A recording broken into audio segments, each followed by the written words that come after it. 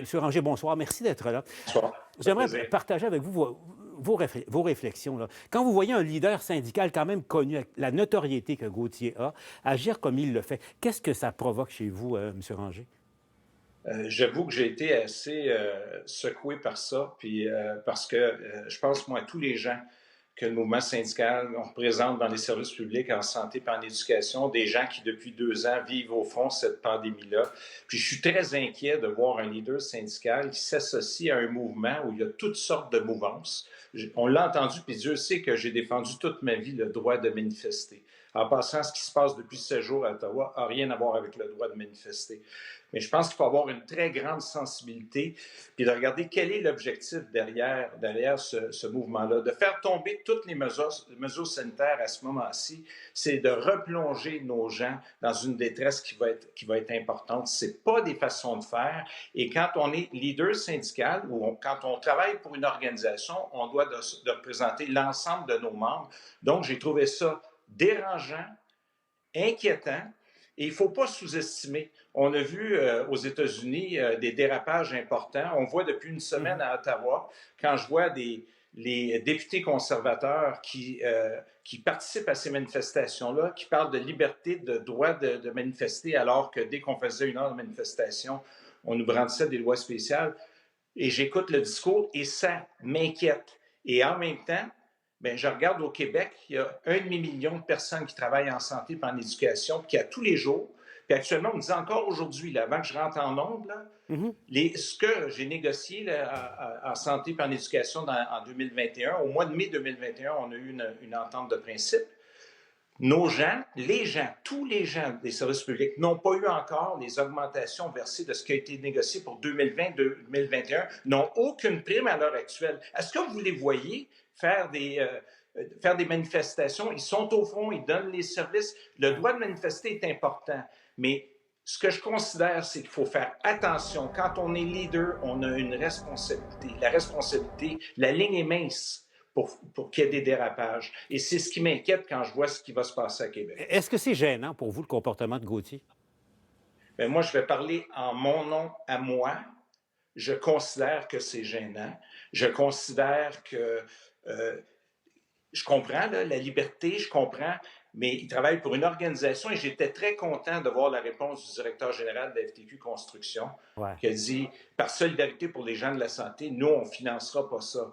Mais je pense, personnellement, j'ai entendu des propos qu'il a tenus, cet individu-là, et je ne peux pas faire autrement que de dire que c'est irresponsable et c'est un manque de sensibilité sur ce qui se passe depuis 2 ans.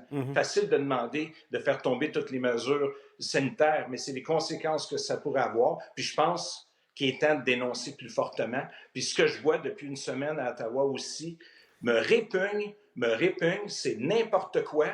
Et ça fait beaucoup de dommages. Dans le cas de Rambo Gauthier, il y a une constance dans son comportement, c'est qu'il aime bien exhiber ses muscles et parfois se passer pour le nombril du monde syndical.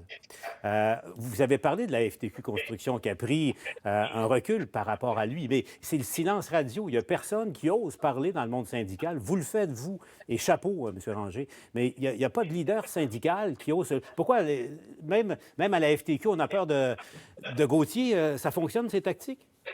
Non, je ne pense pas. Je pense qu'il y a dû y avoir certainement des bonnes discussions, puis il va en avoir d'autres discussions. Mais je pense qu'à l'heure actuelle, le mouvement syndical représente beaucoup, beaucoup de gens.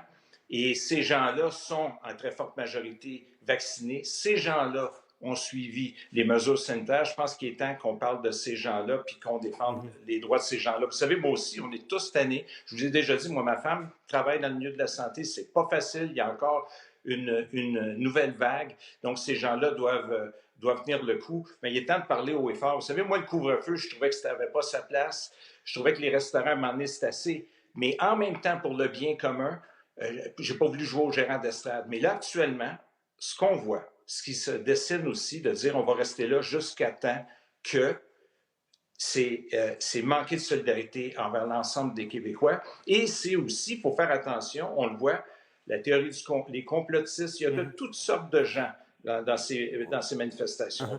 Mais justement, je reviens à ma question. Où est le leadership syndical en ce moment? Depuis quelques mois, dans d'autres dossiers également, on se posait la question, ils sont où les chefs, les leaders syndicaux? Mais là, on a je le répète, là, à quelque part, un symbole tiens, du syndicalisme dans le monde de la construction. Il est sur la Côte-Nord, mais il est payé par les travailleurs de machinerie lourde affiliés au 791. Au fait, je ne sais pas s'il est payé pour faire ce qu'il fait en ce moment, mais où sont les leaders syndicaux pour parler, pour expliquer le point de vue que vous tenez ce soir? Moi, je pense qu'ils sont en train de regarder ce qui va se passer. Évidemment, il n'y a pas encore eu de manifestation concrète à Québec. Je pense qu'ils vont regarder ce qui va se passer, mais j'ai confiance que s'il y a des dérapages, et c'est notre responsabilité de dénoncer s'il y a des dérapages parce que ça ne sert à personne. Donc, s'il y avait des dérapages, moi, j'ai confiance que ces personnes-là vont être dénoncées parce qu'elles doivent l'être. Marc Ranger, je vous rappelle, a été le patron du CFP ici au Québec. Merci beaucoup, M. Ranger, pour votre éclairage. Merci d'avoir été avec nous